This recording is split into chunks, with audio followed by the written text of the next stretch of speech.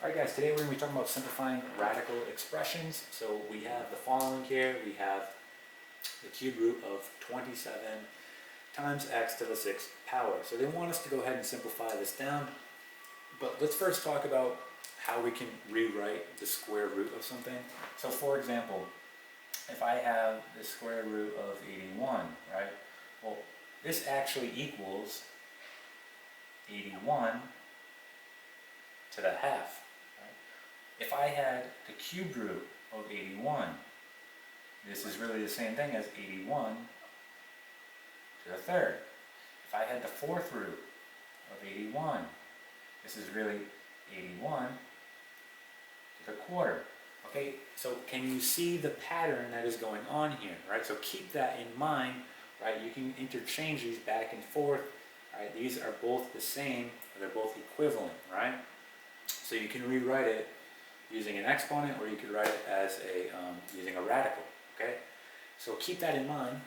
So think about what we can do here, right? If I have a cubed root, well, I can rewrite this the following way. I can write this as 27, and then I'll have x to the 6th power all to the 1/3.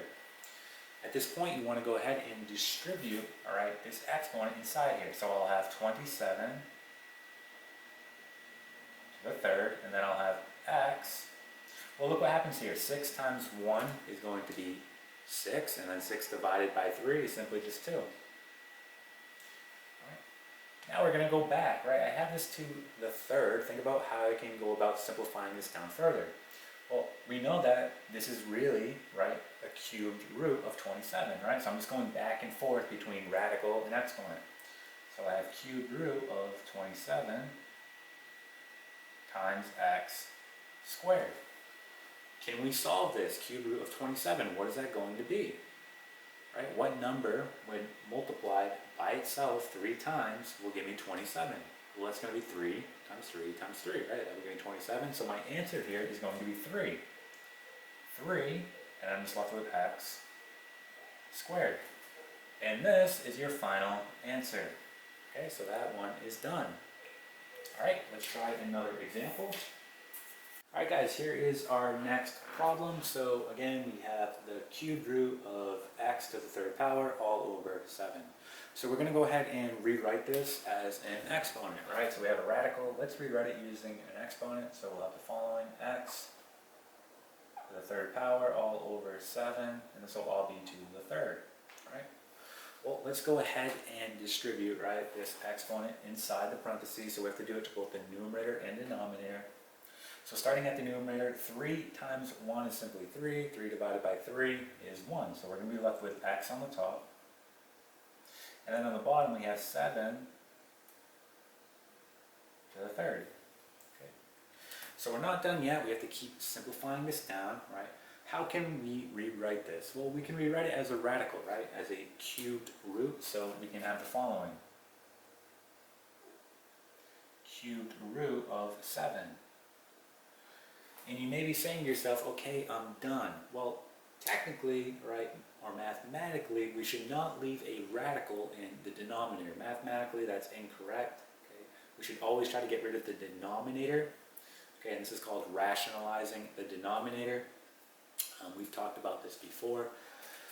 We need to rationalize the denominator here, meaning we have to get rid of that radical. Now, before we do that, let's think about how we get rid of the square root of something. So for example, if I had the square root of 81 and I multiply this by, well, the square root of 81, this will give me 81, right? I get rid of the radical by multiplying it by itself. And we do 2 times here because remember, the square root really has a 2 here, right? Well, think here, we're dealing with a cubed root. How are you going to get rid of that, you think? Right? So you're not going to multiply it by itself twice, right? You're actually going to multiply it by itself 3 times because we're dealing with a cubed root. So in order to get rid of this radical on the bottom, or rationalize the denominator, we need to multiply it by itself 3 times. Okay? So let's see what that's going to look like. We'll have x over the cubed root of 7, and we said we need to multiply it by itself 3 times. So here's 1 times cube root of 7 times cube root of 7. Right? When we multiply these all out, we'll simply be left with what's underneath the radical, or in this case 7. Right? Or remember, what I do to the bottom, I also have to do to the top. So what did I do on the bottom? Well, I did the cube root of 7 times the cube root of 7. So I have to do times cube root of 7 times cube root of 7. Okay? So let's go ahead and simplify this down. On the bottom, we determined we're just going to be left with 7. Okay? On the top, we'll have x times, so the cube root of 7 times the cube root of 7 is going to be the cube root of 49. Okay? And this here is going to be your final answer. So again, you can go ahead and circle it. This is completely done. Again, don't leave it like that. You need to rationalize the denominator, or in other words, you need to get rid of that radical on the denominator. Okay? So this here would be your final answer. All right, and that is it.